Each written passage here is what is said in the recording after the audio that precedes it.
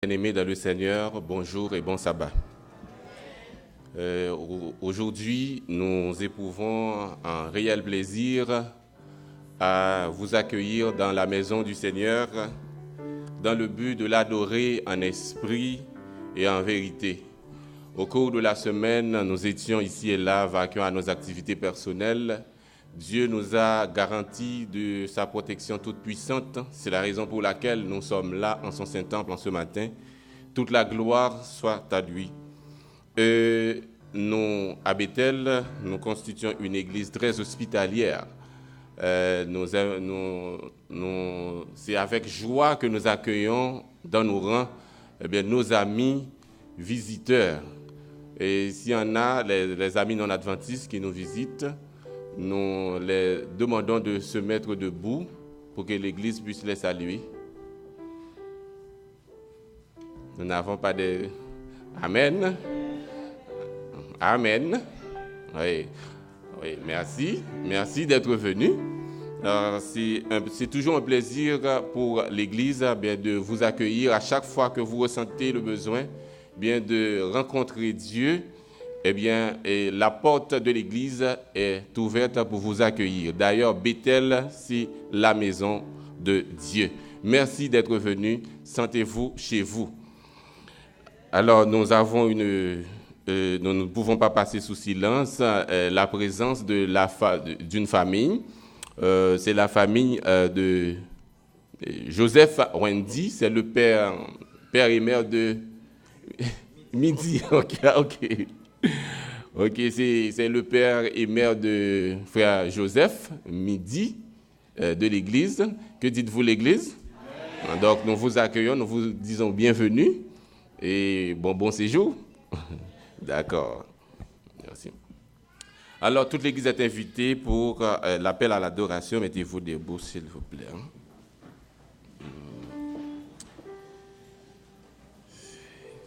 Que tes demeures sont aimables, Éternel des armées.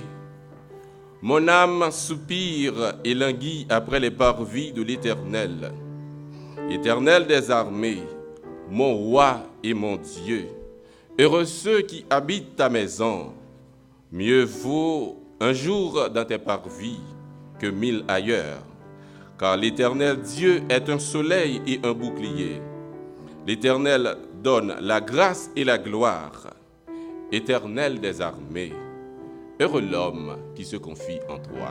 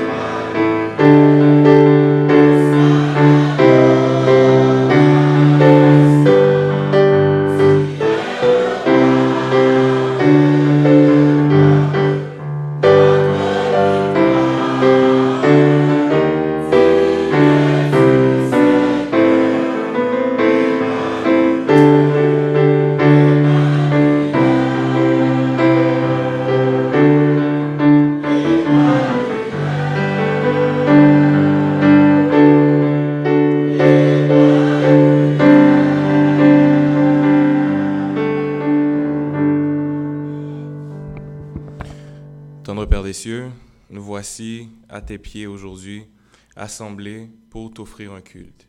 Tu nous as offert la foi, tu nous as offert la santé qui nous a permis d'être ici, nous t'en remercions, et nous voulons te rendre gloire aujourd'hui. Alors s'il te plaît, envoie-nous ton Saint-Esprit, sois avec nous, sois parmi nous, et permets que tout ce que nous faisons et que tout ce que nous allons faire puisse participer à t'offrir gloire. Accepte ce culte, pardonne-nous vos offenses, nous t'en prions ici au nom de Jésus. Amen.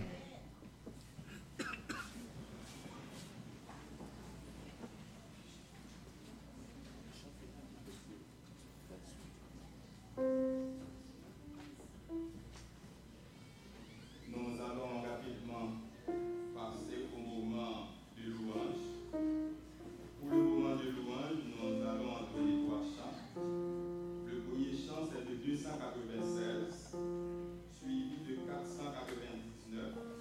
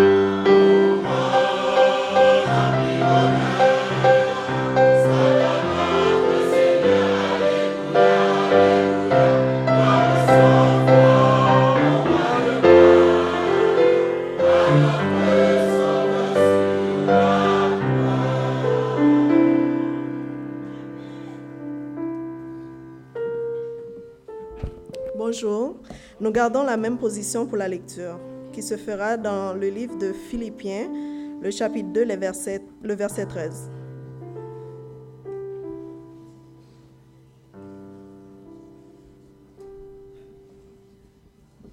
Je lis pour vous. Car c'est Dieu qui produit en vous le vouloir et le faire selon son bon plaisir. La parole de Dieu étant déjà bénie, nous allons nous mettre à genoux pour prier avec le frère Auguste. Alors aujourd'hui, nous allons procéder différemment. Nous profitons de cette occasion pour vous inviter à prier pour la nomination qui se fait cette semaine au niveau de la Fédération du Québec. Dans l'Église, nous avons des familles qui sont frappées. Nous avons la famille Ronald Théodore et sœur Yves Maud qui était malade, qui était à l'hôpital, mais grâce à Dieu, elle est à la maison maintenant. Nous demandons à l'Église de continuer à prier pour cette famille, prier pour les autres familles dans l'Église qui sont en difficulté. Donc, priez surtout, nous allons prendre du temps pour prier pour la nomination, surtout qui va avoir lieu, parce que nous savons que Jésus, même en choisissant les disciples, il avait pris du temps pour prier. Donc, nous invitons l'Église à participer, à contribuer et par vos prières, dans les choix qui seront faits la semaine prochaine. Et nous demandons à 4 personnes bien disposées dans l'Assemblée pour faire monter des prières dans ce sens, et frère Auguste à la fin fera la prière finale. Merci beaucoup.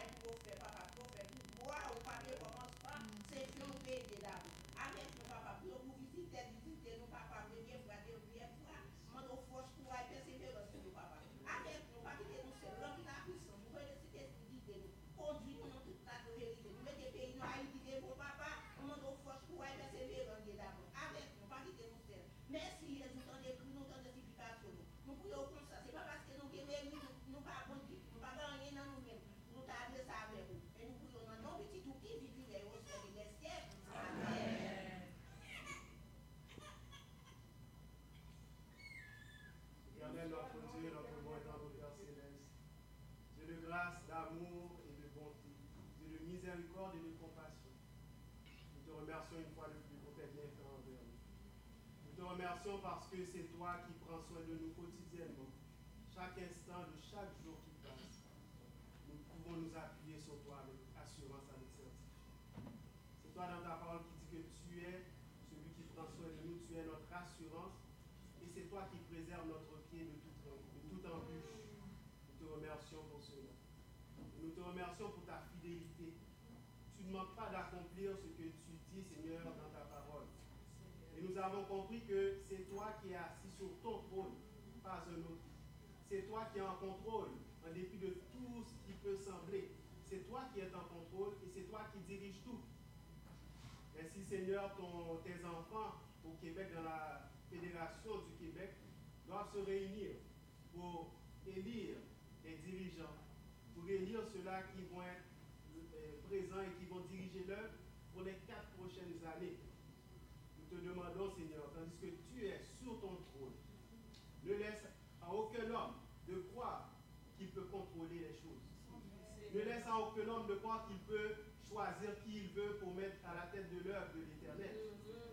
Permets à ce que, au contraire, tous ceux-là qui ont des plans de prendre le dessus, des plans de faire les choses à leur manière, que tu puisses les tasser, les faire savoir que c'est l'Éternel qui est Dieu. Permets au Dieu que les hommes qui soupirent après un changement, qui ont ce désir de voir que l'Évangile se répand, que le Québec est éclairé par ta parole, que tu puisses les permettre d'être en avant, que tu puisses les permettre d'être à la tête, de sorte que l'œuvre au Québec puisse prendre de l'expansion, de sorte que l'œuvre au Québec puisse briller, et que ça puisse toucher même les autres provinces, et que bientôt, Seigneur, tous ceux qui ont à prendre leurs décisions la prennent, et pour que bientôt tu reviennes et que tu nous prennes avec toi, Seigneur. Nous t'en prions, soit avec le président, ceux-là qui vont officier, soit avec les délégués qui seront là-bas. Prépare-les déjà en ce moment. Accorde ton esprit, Seigneur, que tout se passe selon ta volonté. Nous te prions de nous entendre là-dessus, de nous exaucer dans ton amour infini, non à cause de nos mérites, mais au nom et par le mérite de Jésus qui vit, qui règne et qui demeure au siècle des siècles. Amen. Non pas à nous, Seigneur, non pas à nous, mais attends-nous à ta grâce, à tes bienfaits. Éternel notre Dieu, nous te disons merci. Merci pour bonté, merci pour grâce, merci pour bienfait. Merci pour la victoire, merci pour la guérison, merci pour ta parole, merci pour le nom de Jésus. Et à nous remercions ta parole pour que nous passions semaine en bien, parce que nous ne sommes pas malades, nous ne sommes pas couchés, mais nous connaissons ce que c'est. Nous nous remercions pour les mots qui sont faits pour nous, parce que ça t'a capé grâce au bâtiment. Heureusement, le nom de Jésus sauve, le nom de Jésus délivre. Merci Seigneur pour les familles de l'Éternel. Merci pour les pasteurs. Merci pour les prédicateurs qui parlent parler dans le nom. Dis-nous, sauvons-les. Fais-nous comprendre et entendre, mettre en pratique ta parole. Merci aussi Seigneur pour ceux qui restent loin de nous. Parce que Seigneur, c'est ton esprit qui dit. Protège-nous, dirige-nous, nos enfants, nos petits-enfants. Ceux qui sont là à attendre, Seigneur, ta grâce.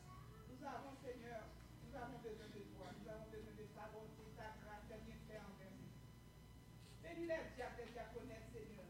Car, Seigneur, des fois, nous n'avons pas la volonté de te suivre. Mais, Seigneur, tu nous as dit, frappez, frappez, ou accomplis pour nous. Demandez, ou pas nous, cherchez la plus grosse, nous cherchons de tout cœur. Fais que ta paix, ta grâce soit sur nous, surtout à l'église d'Éternel. Au nom de Jésus. Amen.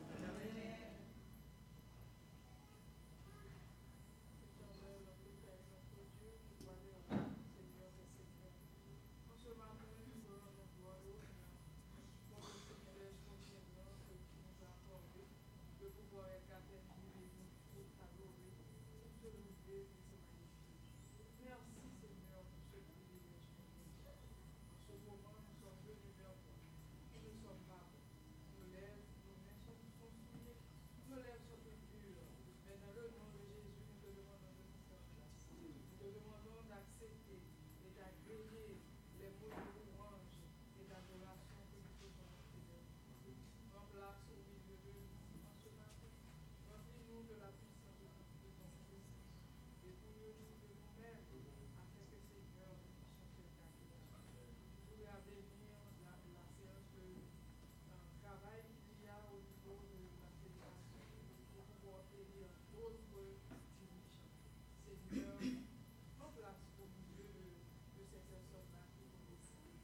que ton Saint-Esprit soit vivant au milieu d'eux.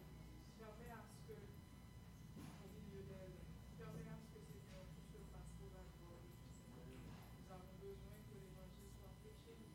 Pour cela, il nous faut des dirigeants ayant la même mission, celle de répandre ton évangile à travers le monde. S'il te plaît, Seigneur, fais grâce. Si tu dois faire des changements, n'hésite pas à le faire. Car c'est toi qui sauves les cœurs de l'homme. C'est toi qui connais les malices, la méchanceté du cœur des hommes. S'il te plaît, prends grâce. Délivre ton œuvre. Utilise la personne, les personnes qui méritent d'être utilisées afin que, Seigneur, le travail puisse être fait. Bénis notre Église, bénis tout le chaque, bénis chaque famille. Surtout, permets que nous soyons brûlés du zèle de l'Évangile, du zèle de la foi, pour parler de toi, pour répondre ton Évangile partout où nous aurons grâce. Fais grâce, bénis le jeune prédicateur qui aura parlé en toi. Tu le connais, Seigneur. Qualifie-le. Ne permets pas qu'il parle de lui-même, mais que ton Saint-Esprit l'imprègne, qu'il parle de ta parole et que tous nous soyons édifiés pour la gloire de ton Seigneur. Seigneur, bénis-nous, fais-nous grâce et surtout merci du fait que des ténèbres du péché, tu nous as appelés à ton admirable lumière pour pouvoir te servir. Merci pour le sabbat que tu nous as donné. Aide-nous à partager le message, non seulement le sabbat, mais tout le message que tu nous as donné. Fais-nous du bien, Seigneur. Fais-nous grâce. Pardonne-nous. Donne-nous un cœur pour tout, à toujours pencher vers toi, incliner vers toi, pour te servir, pour t'aider, pour marcher avec toi. Écoute-nous du haut des cieux. C'est dans le nom de Jésus que nous te prions. À lui soit la gloire, l'honneur, la louange, la magnificence, et maintenant et à jamais. Amen.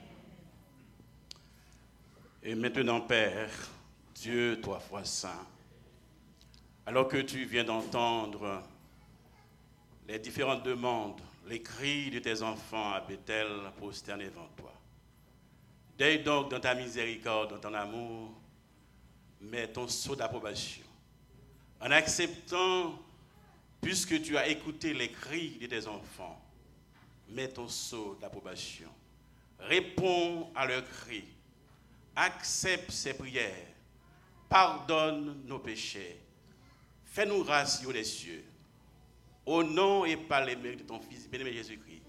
À lui seul reviennent gloire, l'honneur, puissance, dès maintenant au siècle des siècles. Amen.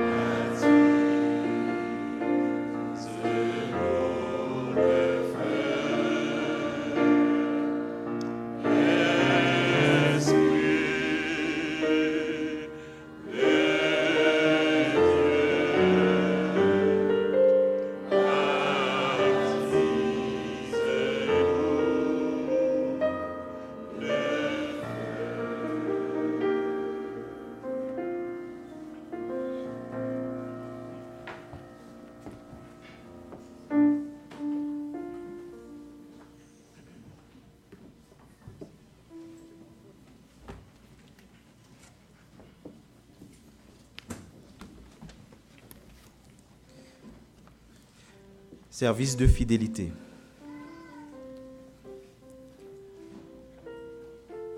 Des surprises se passent dans le monde chaque jour. Dieu ouvre des portes, des cerveaux et des cœurs. Puis soudain surgissent des opportunités qui étaient impossibles avant pour la mission.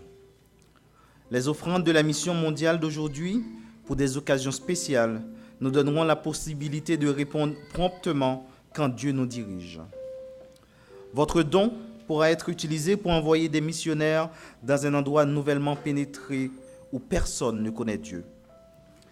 Peut-être cela construira une école pour former les jeunes à être des ouvriers de la Bible, là où telle école n'était pas permise auparavant. Ou cela peut imprimer des Bibles ou de la littérature pour des personnes qui n'ont jamais étudié les Écritures dans leur propre langue auparavant. Quelle que puisse être la manière dont elle sera utilisée, elle amènera l'espoir à des millions de personnes qui n'auraient jamais entendu parler du charpentier qui est mort parce qu'il les aimait et qui revient bientôt pour les reprendre à la maison. Appel. Votre offrande peut nous aider à faire un pas en avant en parlant de Jésus au monde. Merci pour ton généreux soutien. Prions. Père, nous voulons te dire merci pour le souffle de vie que tu nous as donné. Merci pour cette terre que tu nous as donnée, Seigneur, et sur laquelle tu nous as donné tout pouvoir. Permets, Seigneur, que nous puissions te donner les fruits de notre travail, Seigneur. Et permets aussi que tous ceux qui n'ont pas pu en amener, Seigneur, puissent avoir la force et la possibilité d'en amener très prochainement, Seigneur. Bénis-nous, nous te prions au nom de Jésus. Amen. Donc, pour ponctuer les pas des diacres et des diaconesses, nous allons écouter le chant approprié.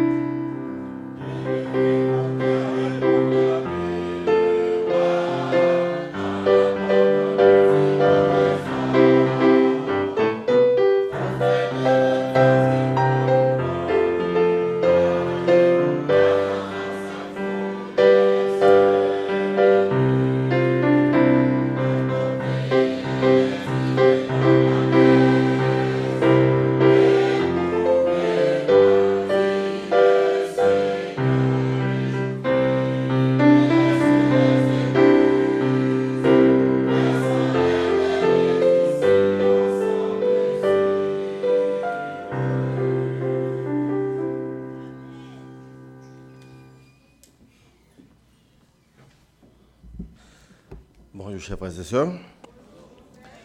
Nous sommes pressés aujourd'hui par le temps, mais nous avons quelque chose de très important à faire aujourd'hui. C'est la présentation d'un bébé à l'Éternel. Donc, nous aimerions demander à la famille de Liana Kimberly Laurent, soit le père Pierre Richard et la mère Valérie, de s'avancer avec le bébé.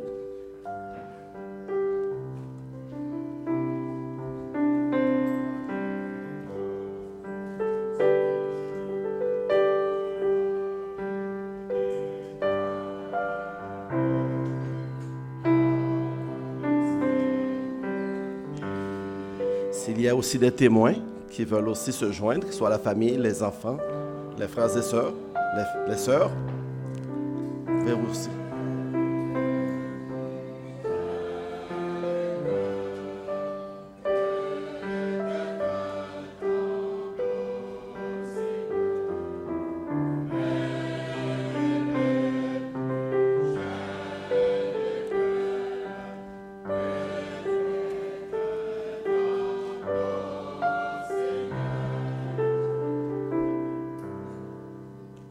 Donc nous avons ici cette grande famille Laurent plutôt, et qui ont décidé de présenter Liana Kimberly à l'Éternel ce matin. Il n'y a pas de rituel officiel dans le Nouveau Testament par rapport à la présentation d'un bébé, mais lorsqu'on regarde les encouragements, ce que Jésus a fait durant sa vie ici-bas, l'Église a jugé bon de continuer cette pratique. Donc, nous continuons à consacrer nos enfants. Et c'est ce que les parents, Pierre Richard et Valérie, ont décidé de faire ce matin, c'est de présenter leur enfant à l'Éternel. Mais aussi, il ne faudrait pas oublier que ce privilège qu'ils ont, et à ce privilège est attachée aussi une grande responsabilité. La responsabilité d'éduquer cet enfant dans la crainte de l'Éternel. Il y a des textes qui le leur rappellent, soit Deutéronome 6, versets 6 et 7 qui dit, et voilà les commandements, tu les inculqueras à tes enfants. Tu leur en parleras quand ils seront à la maison, quand ils sont partout où ils sont, tu leur inculqueras les principes de l'Éternel.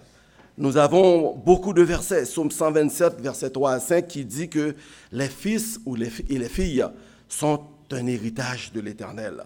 Donc, vous avez ce privilège, mais vous avez aussi cette responsabilité d'éduquer cet enfant. Ce matin, nous allons prier ensemble. Nous allons vous demander à l'Assemblée de s'incliner, alors que moi, je vais descendre de la chaire et je vais prendre le bébé et je vais demander à la famille entière de s'agenouiller pour la prière.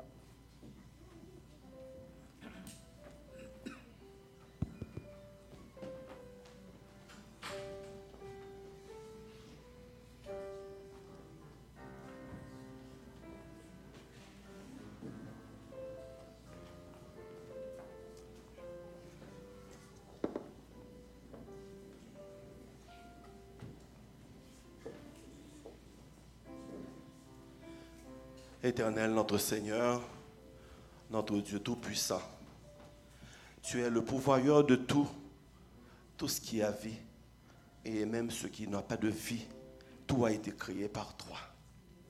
Les ténèbres même répondent à ta voix, car aux ténèbres, tu as dit que la lumière soit, et la lumière fut. Tu as donné la possibilité aussi à tes enfants de créer, car tu nous as créés à ton image. Tu nous as dit croissez, multipliez, remplissez la terre. Tes enfants, Seigneur, sont venus ce matin, Pierre Richard et Valérie, ainsi que c'est la famille. Ils t'apportent ce bébé Liana. Seigneur, c'est ton enfant. Ses jours sont déjà devant toi tracés. Mais Seigneur, les parents ont fait le bon choix de venir ici afin de consacrer ce bébé à toi. Tu le prendras, Seigneur, tu la prendras plutôt, et Seigneur, tu l'accompagneras à travers tous ces jours. Tu la béniras, tu la fortifieras. Qu'elle soit, Seigneur, en bonne santé, et qu'elle prospère, qu'elle avance, et que, Seigneur, que ce soit ta volonté, qu'elle soit une servante de l'Éternel aussi. Que tu bénisses, Seigneur, ces parents qui ont cette lourde responsabilité de l'éduquer, Seigneur. Tu leur donneras les capacités nécessaires. Tu leur montreras quoi faire. Tu leur donneras aussi du temps pour passer avec cet enfant de façon à lui parler et à l'éduquer dans la crainte de l'Éternel. Bénis-les, Seigneur. Il y a aussi, Seigneur, ses neveux, ses nièces, ses cousins, ses cousines, ses oncles, ses tantes qui sont ici et qui seront là aussi, Seigneur, pour les accompagner. Que tu les bénisses et que, Seigneur, tu fasses de chacun d'eux des agents de changement positif dans la vie Seigneur, de cet enfant. Bénis, Seigneur, ses parents, bénis cet enfant et que tu leur accordes au-delà de leurs aspirations. Qu'il en soit ainsi au nom de Jésus. Amen.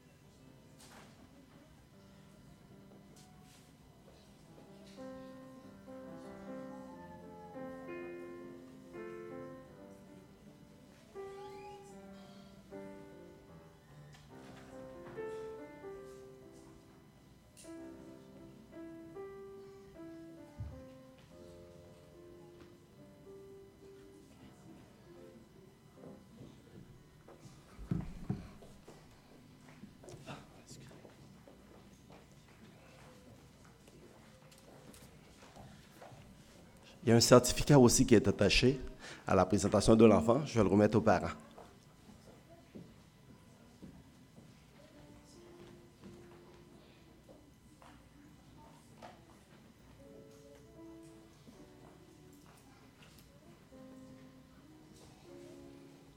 Qu'il fait bon d'être en la présence de Dieu, sœurs et frères bien-aimés. Après avoir fait monter à Dieu nos tribus de louanges, après avoir répandu nos cris, nos plaintes vers lui, le moment est venu maintenant qu'il doit nous parler. Et nous vous invitons à ouvrir grandement vos cœurs à la réception de sa parole. Et la personne qui a été choisie pour porter la parole au nom du Seigneur en ce matin répond au nom de Wilfrid Junior, lui. C'est un jeune de l'Église, le fils du pasteur, bien le berger de l'Église. Donc nous vous demandons de prier dans vos cœurs pour lui, que l'Esprit de Dieu puisse l'accompagner et que le message nous parvienne sans altération aucune. Merci.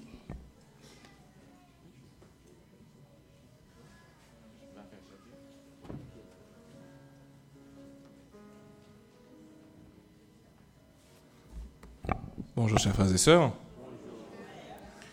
Avant même de commencer, j'aimerais vous inviter simplement à chanter avec moi le chant au numéro 359. Le premier et le dernier couplet.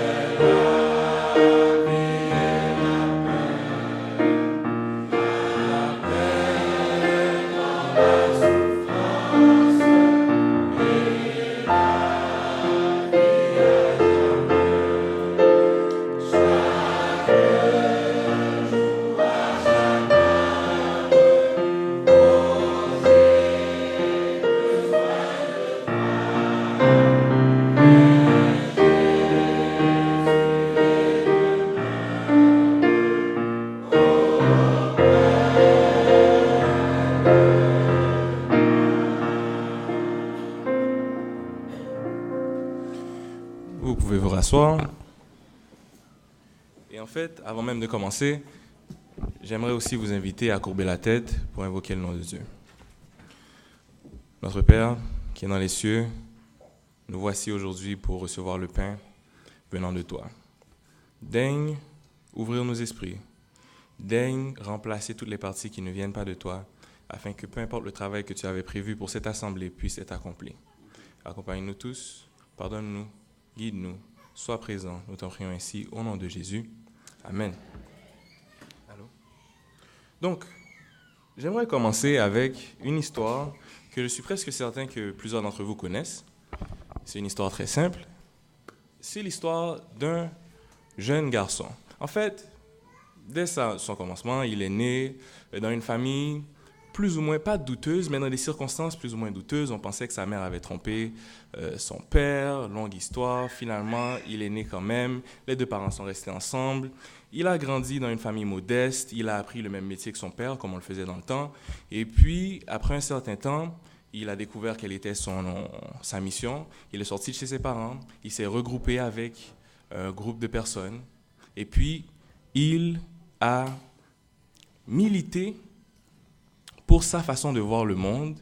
Et il l'a fait sans armes, sans violence, sans absolument rien du tout. Et à cause de ce jeune homme, en fait, grâce à ce jeune homme, aujourd'hui, nous sommes assis ici et nous nous appelons des chrétiens. Je parlais de Jésus-Christ, si vous ne voyez pas de qui je parle. Ce jeune homme a vécu, en général, par son comportement. Il a brillé dans la société par sa façon d'être, sa façon d'agir. Ce jeune homme n'a fait rien d'autre que de répandre le bien, de prêcher le bien et de faire du bien. C'est absolument tout ce qu'il a fait de toute sa vie, et ça, c'est sans argent. Il dépendait des gens des fois partout où il allait dans les villes, et étrangement, après tout ça, après seulement ça qu'il ait fait, en ce moment, si je ne veux pas dire presque la majorité du monde, vit selon les principes qu'il a établis sur cette terre. Ce jeune homme s'est déclaré fils de Dieu. Il s'est déclaré quelqu'un qui avait accès à la vérité concernant Dieu, et il l'a répandu autant que possible. Et voici pourquoi est-ce qu'en ce moment nous sommes assis aujourd'hui et nous sommes des chrétiens, des serviteurs et des disciples du Christ. En tant que chrétiens, nous sommes des disciples du Christ, et de ce fait, nous sommes des serviteurs de Dieu. Est-ce que vous savez qu'est-ce qu'un serviteur fait d'habitude? Le serviteur ne fait que servir son maître. Il est au service, ce qui veut dire que son comportement ne dépend pas de lui. Sa liberté n'existe pas en fait, parce qu'il doit faire ce que son maître requiert de lui. Tout serviteur n'a qu'une seule chose à faire dans sa vie, c'est simplement de suivre ce que son maître lui dit. Donc, que ça lui tente pas, fatigué, pas fatigué, qu'est-ce qu'un serviteur fait? Il sert. Vous vous rappelez, j'ai dit que nous sommes serviteurs de Dieu. Donc, Dieu a certains comportements qu'il requiert de nous. Écoutez, j'ai besoin que le micro sans fil soit allumé, parce que finalement, je me sens coincé ici. Dieu a quelques... Comme je disais, Dieu... Un peu mieux. Je ne pensais pas que j'aurais été comme mon père, mais finalement, il faut que je bouge. Donc, Dieu a certains groupes de comportements qu'il requiert de ses serviteurs. En tant que serviteur de Dieu, par exemple, il y a des comportements qu'il veut que nous adoptions pour avoir une relation avec lui. Dans la Bible, on nous dit « Rendez gloire à l'Éternel ». C'est des comportements qui font que nous avons une relation avec Dieu. Dans la Bible, on nous dit aussi tu n'auras pas d'autres dieux devant ma face. Ça, clairement, ça change la façon dont on doit avoir une relation avec Dieu. On ne peut pas avoir d'autres dieux devant sa face. Tu ne feras aucune image taillée et tu ne te prosterneras pas devant elle, veut dire que nous n'adorons qu'un seul Dieu. Tu observeras le sabbat, c'est un jour que nous réservons pour Dieu seulement. Qui veut dire qu'il y a des groupes de règles, je ne vais pas rentrer dans tous les détails, vous les connaissez tous, qui nous permettent, en fait, qui régissent notre relation avec Dieu. Ensuite, il y a un groupe de règles de comportement qui régissent notre relation, en fait, même pas notre relation. Parce que vous savez, les serviteurs ne font pas que servir. En fait, pour servir, souvent, ils sont responsables de certaines choses. Vous connaissez déjà la parabole sur les talents que Dieu a donné, que le maître avait donné à ses serviteurs. Et puis, qu'est-ce que Dieu nous a donné à gérer en tant que ses serviteurs? La majorité du temps, on parle des 4 T. Est-ce que ça vous dit quelque chose? Les 4 T. Le temple, les talents, le trésor et le temps. Donc, ce sont les 4 T. Dans la Bible, Dieu nous demande de gérer notre temps. Dieu nous demande de ne pas le gaspiller. Dieu nous demande d'utiliser nos talents. Dieu nous demande de donner la dîme, de bien gérer nos trésors, notre trésor. Et Dieu nous demande de prendre soin de notre corps d'une façon très précise. Nous sommes chrétiens et nous croyons en cette façon d'être. Donc, Dieu nous a donné à gérer 4 T et beaucoup plus encore. Je ne vais pas rentrer dans trop de détails encore une fois. Il y a d'autres groupes de règles qui régissent notre façon d'agir avec les autres. Par exemple, honore ton père et ta mère afin que tes jours se prolongent dans le pays que l'Éternel, ton Dieu, te donne. Honorer mon père et ma mère, c'est un comportement que mon Dieu requiert de moi et qu'il exige. Ou celui-là est un peu plus difficile. Aimez ceux qui vous haïssent et bénissez ceux qui vous maudissent. C'est quelque chose que Dieu requiert de nous. Il nous a demandé de mettre en place ce comportement. Est-ce que vous avez d'autres exemples où Dieu nous demande des choses qui nous permettent de bien vivre avec les gens autour de nous? Aimer ton prochain comme toi-même. Je suis la lumière du monde, c'est proche. Ne pas voler. La liste est extrêmement longue, surtout pour qu'est-ce qui régit la relation que nous avons avec les gens autour de nous. Est-ce que vous savez quel est le but? Pourquoi est-ce que Dieu a fait tout ça? Dieu est notre maître, mais ce n'est pas un maître comme certains peuvent l'entendre. En fait, beaucoup de gens sont athées ou ne croient pas en Dieu parce que, à leurs yeux, Dieu est simplement un maître qui demande des choses pour être adoré, pour recevoir la louange, pour recevoir de l'argent. Mais ce que Jésus est venu nous dire, c'est que Dieu ne fait pas seulement demander ça. Dieu est amour. Il nous aime. Et ça change tout de la façon dont nous devons le regarder. Ça change la façon dont nous le servons. Parce que s'il est amour, absolument toutes les règles qu'il nous a prescrites sont pour notre bien. Il n'y a aucune des règles que Dieu a mises en place qui pourrait nous causer du tort. Ceci étant dit, il veut que notre bien. Et le pire, c'est qu'il ne veut pas seulement notre bien. Il veut aussi qu'à travers nous, il y ait du bien autour de nous. Donc Dieu, à travers nous, fait de cette terre un endroit où il fait bon vivre. Et puis c'est très clair, si jamais on ne vole pas, qu'est-ce qui se passe? Eh bien, les gens vont bien. Si jamais on ne tue pas, on ne commet pas de meurtre, tout le monde va bien. Donc, les groupes de règles que Dieu a mis en place ont une portée encore plus loin que notre propre personne. En fait, ça influence même leur relation avec les gens autour d'eux et leur relation avec Dieu. Par exemple, aller faire de toutes les nations des disciples veut dire de les transformer en des serviteurs comme vous et comme moi. Si tout le monde devient des disciples de Dieu, qu'est-ce que vous pensez qui se passe? Ça voudrait dire que personne ne vole, personne ne tue, personne ne viole, etc., etc. Les gens s'aiment. Qu'est-ce qui se passe après ça? C'est un endroit où il fait bon vivre. Nous sommes supposés répandre ce message. Nous sommes supposés, vous le savez, être le sel de la terre. Donc, nous sommes responsables, en un sens, de la qualité de la vie sur la terre. C'est un poids quand même lourd. La qualité de la vie sur terre dépend des humains qui suivent Dieu ou qui ne suivent pas Dieu. Le hic dans tout ça, c'est que les comportements qu'il nous demandent, comme l'exemple que j'avais donné tout à l'heure, ne sont pas nécessairement faciles à suivre. Voici le seul hic. On a une nature, premièrement, qui naturellement veut du bien pour soi, donc faire du bien à autrui, c'est même pas logique souvent. De plus, c'est tellement difficile de se développer parce que même si notre nature était bonne, notre environnement est sale. Donc, on finit par grandir dans un environnement sale. Qu'est-ce qui se passe avec un poisson qu'on fait grandir dans de l'eau sale?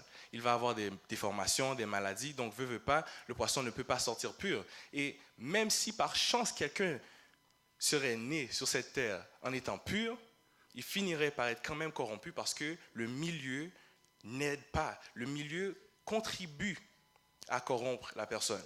Donc, ce n'est même pas seulement notre nature qui n'est pas correcte, mais on a un milieu qui nous détruit. On a un ennemi en plus de tout ça, je ne vais même pas rentrer dans les détails, on a le diable qui cherche seulement à nous corrompre pour que, au lieu d'être le sel de la terre, on rende la terre encore plus fade. Même si on peut donner du dégoût, on pourrait le faire. Donc, vu que c'est difficile et presque inatteint, on a besoin de quelque chose qu'on appelle de la croissance spirituelle.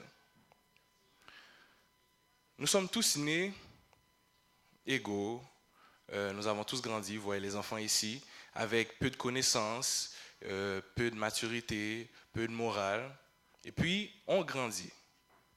Tout ce qui est vivant grandit, rien ne naît adulte. Vu que tout ce qui est vivant grandit, la sœur White, vous connaissez Ellen White, compare la croissance spirituelle du chrétien avec la croissance d'une plante. Est-ce que vous voyez où est-ce qu'on va avec ça? Comment est-ce qu'une plante croît exactement? Quels sont les efforts qu'une plante met pour croître et grandir? La plante ne met aucun effort. La plante n'est aucunement responsable. Bon, on dirait que l'eau va être nécessaire. La plante n'est aucunement responsable de sa croissance. Un instant.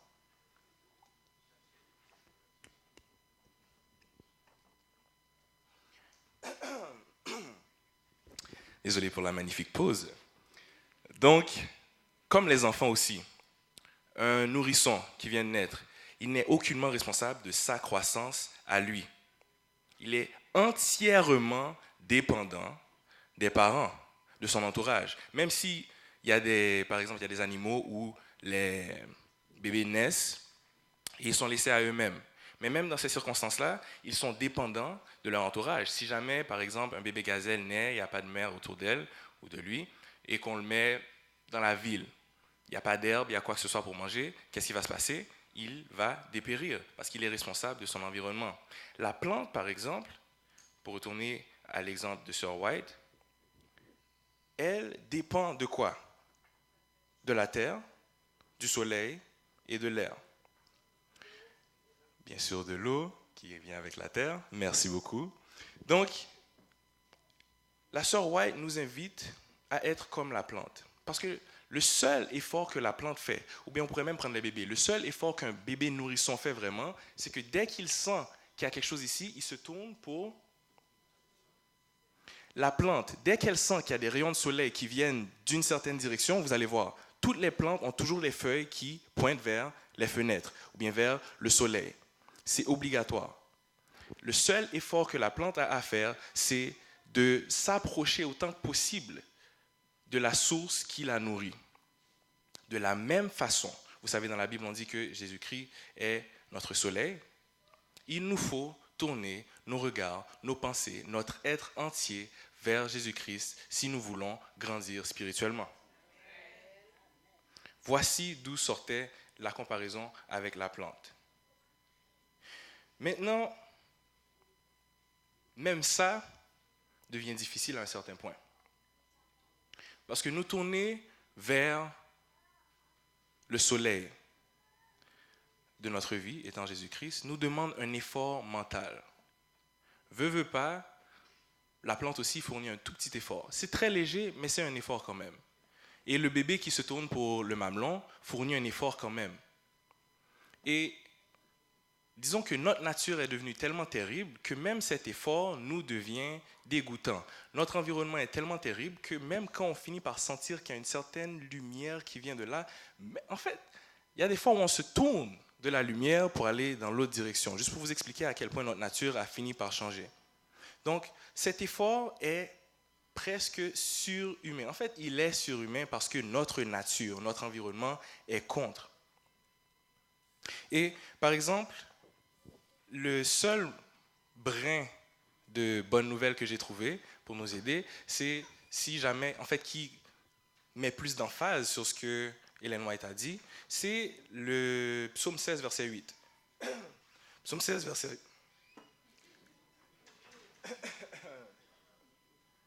Excusez-moi. Un chat, un bœuf.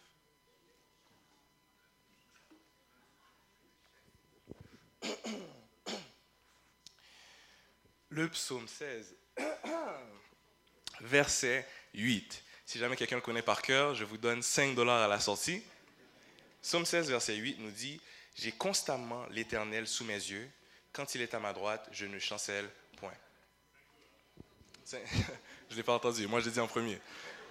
Donc, le fait d'avoir constamment l'Éternel sous ses yeux, c'est le seul moyen de grandir spirituellement. Mais même là encore, ça me demande, pour avoir constamment l'Éternel sous mes yeux, ça me demande personnellement de changer ma façon de penser, que je pense constamment à Dieu, que tout ce qui se passe devant moi, j'en fasse fi pour me concentrer sur Dieu. Bien sûr, amen, mais ce n'est pas le plus facile, parce que si c'était tout, soyons honnêtes, on serait tous des chrétiens, déjà prêts à être sauvés, notre spiritualité serait à un niveau ridicule. En fait, Dieu serait sûrement de retour. Ce n'est pas facile de tourner les regards vers le Christ. Étrangement, même si c'est notre seule source de vraie vie, c'est extrêmement difficile de fournir cet effort. Il y a une seule solution qu'Ellen White a encore emmenée, en fait, que vous savez déjà, c'est écrit dans la Bible. Il faut absolument tout donner à Dieu. Parce que lorsqu'on essaie de garder nos pensées vers le Christ, le moment même où on pense à soi, on ne pense plus au Christ. Le moment même où on pense à quoi que ce soit d'autre qu'on voudrait avoir ou qu'on voudrait changer, on ne pense plus au Christ. Donc tout ce qui est en rapport avec moi va finir par me détourner du Christ. Et le pire, c'est que nous sommes conçus avec des besoins, nous sommes conçus avec des désirs, nous sommes conçus avec des choses que nous voulons. Et en fait, depuis qu'on est petit, je pense, donc je suis. Et là, on me dit d'abandonner le moi et de le laisser à Dieu. De laisser tomber tout ce qui a rapport à moi est complètement impensable. Parce qu'on se retrouve tous, à chaque fois qu'on se retrouve devant, je ne sais pas si ça vous est déjà arrivé, un moment où vous sentez l'appel du Christ. Très souvent dans les croisades, à la fin d'une croisade, vous sentez l'appel du Christ. Vous sentez qu'il faut faire un changement. Vous sentez qu'il faut délaisser votre façon d'être en arrière pour avancer vers le Christ. Et dès qu'on a ce sentiment, à chaque fois qu'on hésite, c'est quelque chose d'autre vient et nous rappelle notre personne. Se laisser tomber est extrêmement difficile parce que c'est tout ce qu'on sait. Quand j'ai dit « je pense donc je suis », c'est la seule preuve de mon existence. Lorsque je me retrouve devant quelque part qui me dit « laisse tomber le je suis », pense seulement à Dieu, mon être entier trouve ça étrange. Laisse tomber tes préoccupations, mon être entier trouve ça étrange.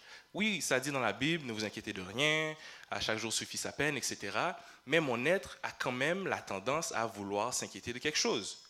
On me dit de ne pas désirer des choses externes et de désirer seulement les choses qui ont rapport avec le ciel. Mais même si je désire les choses qui ont rapport avec le ciel, mon être le désire. Et faites attention à ne pas désirer le ciel de la mauvaise manière aussi. Mais ça, c'est une parenthèse que je vais fermer très rapidement. Donc, rapidement, la lutte contre le moi est presque impossible, mais elle est nécessaire. Parce que vous le savez, le moi, c'est tristesse, c'est soucis, c'est faiblesse. Donc, la seule chose que j'ai pour vous rassurer un peu du côté du laisser aller, parce que honnêtement, c'est une des choses les plus difficiles, c'est qu'il vous faut absolument comprendre que Dieu a pour nous des projets de et non de malheur. Il veut notre bonheur. Il nous aime d'un amour tellement grand que nous n'arrivons même pas à l'imaginer. Le fait qu'il veuille tout ça pour nous, de la paix et non du malheur, et que notre bonheur devrait nous pousser à quand même laisser aller.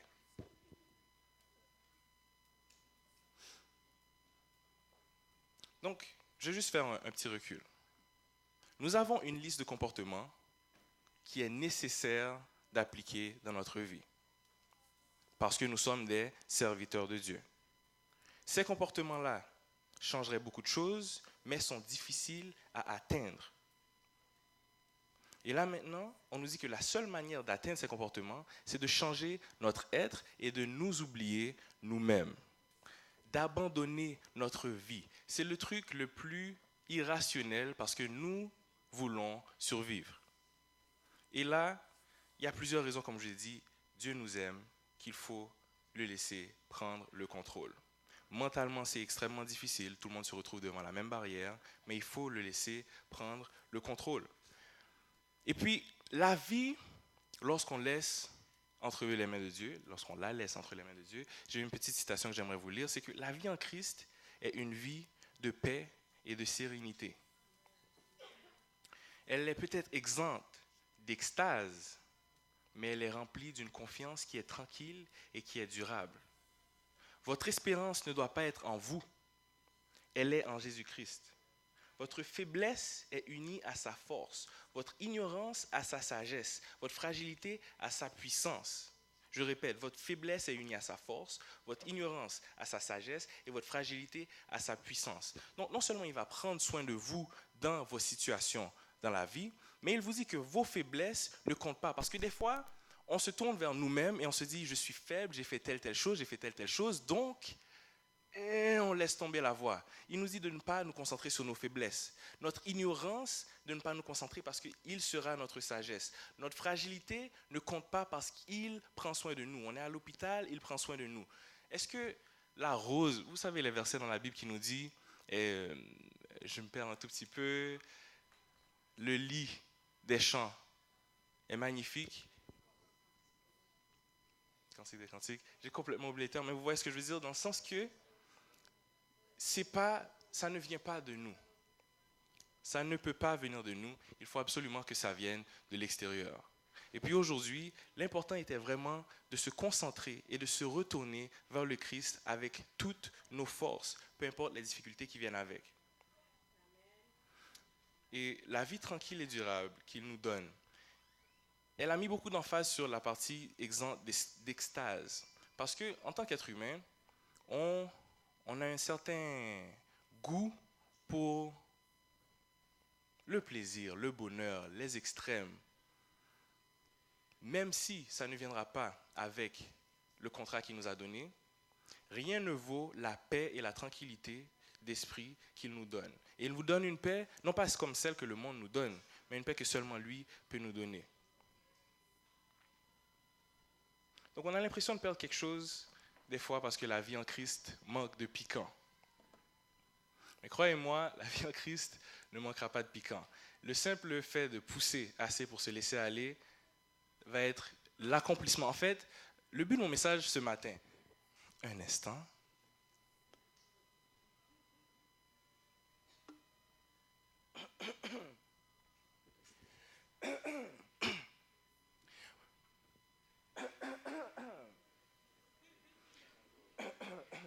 Donc, mon plan à la base pour le message de ce matin était de venir et d'inviter l'Assemblée à mettre l'emphase sur les changements intérieurs. Parce que rappelez-vous, il n'y a pas seulement des changements extérieurs qui comptent. Le comportement que Dieu nous demande vient souvent avec quelque chose qui vient de l'intérieur. Et là, ce qui manque très souvent, c'est que des fois, on bâtit sur l'extérieur, on bâtit notre extérieur sans faire quoi que ce soit comme changement à l'intérieur. Et puis si vous voyez une maison, par exemple, si vous construisez un mur, je ne sais pas si vous avez des grandes connaissances en construction, c'est très difficile, mais pour ceux qui peuvent me répondre, quand on construit un mur, est-ce qu'on construit de l'extérieur vers l'intérieur ou de l'intérieur vers l'extérieur? On le construit de l'intérieur vers l'extérieur. Donc mon but aujourd'hui, c'était supposé de vous dire, écoutez, penchez-vous pour vous faire grandir à l'intérieur. Est-ce que vous entendez l'erreur de la phrase que je viens de dire? Mettez des efforts pour vous faire grandir de l'intérieur avant de grandir de l'extérieur. Vous avez écouté ce que j'ai dit depuis le début. Est-ce que vous entendez la faille de ce que je viens de dire? Parce que lorsqu'on analyse notre être, lorsqu'on analyse notre situation, j'ai fini par me rendre compte que nous n'avons aucune force, aucun pouvoir sur notre croissance intérieure. Nous n'avons aucun pouvoir sur notre volonté ou quoi que ce soit. Nous voulons grandir. J'étais supposé vous emmener le message de nous faire grandir personnellement et de nous concentrer sur notre intérieur, mais ça ne dépend pas de nous, malheureusement. Donc, j'ai une mauvaise nouvelle pour toutes les personnes ici qui se sont consacrées à bâtir leur extérieur autant que possible et même leur intérieur. Ça ne dépend pas de vous.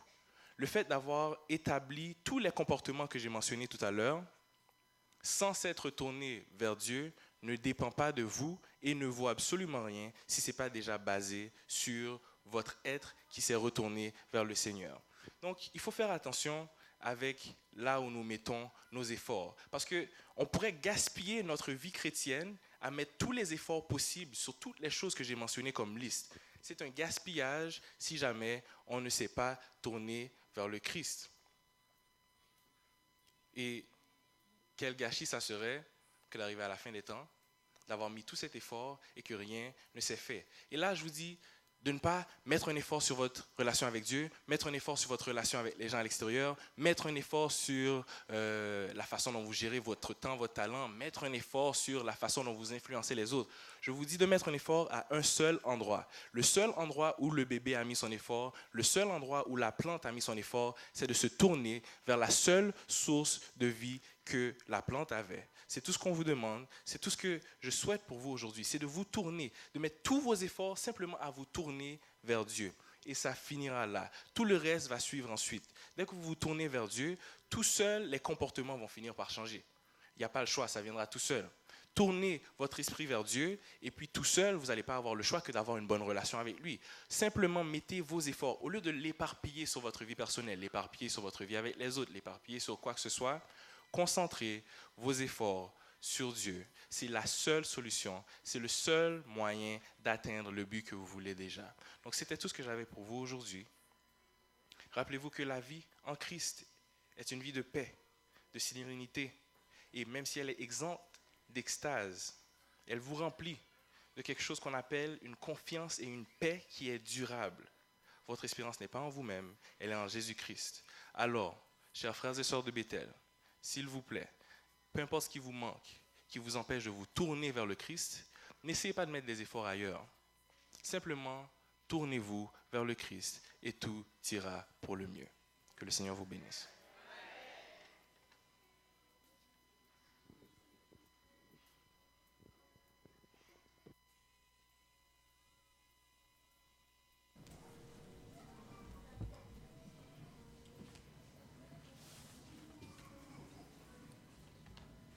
Nous remercions le Seigneur d'avoir utilisé son serviteur pour nous parler en ce matin.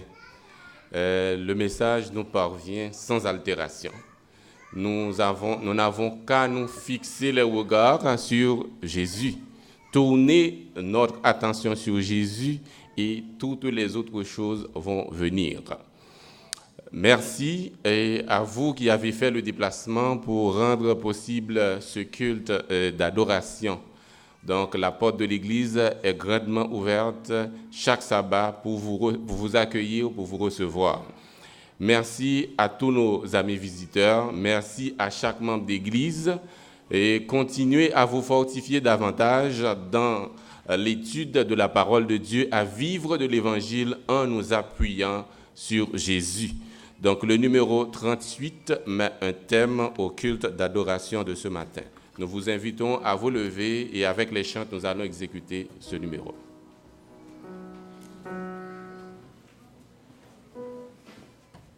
Amen.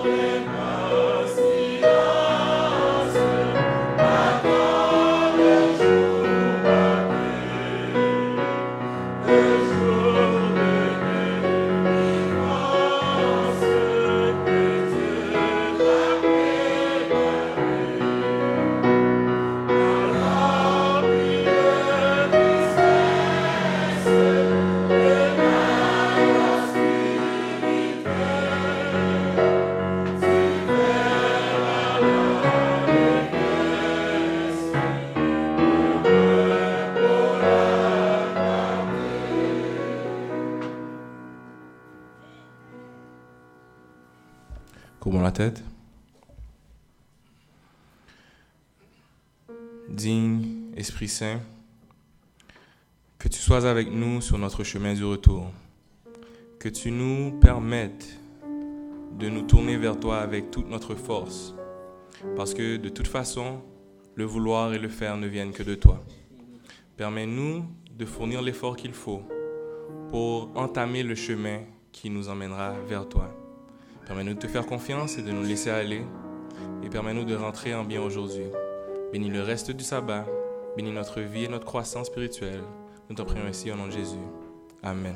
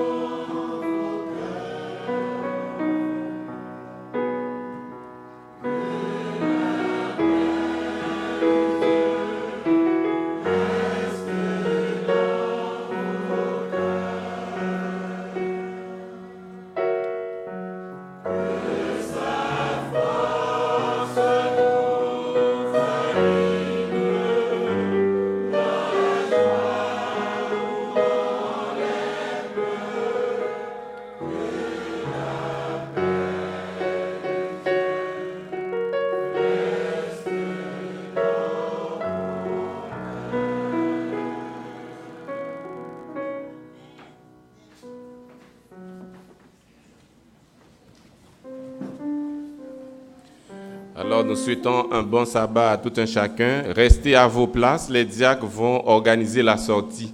Nous demandons aux membres du comité d'église de nous retrouver à la chambre du corps pastoral pour une réunion extraordinaire juste après la salutation à la porte. Merci. Et ensuite, il y a la veille de prière qui se tient ce soir. Nous attendons toute l'Église pour participer à cette grande veillée de prière. Merci.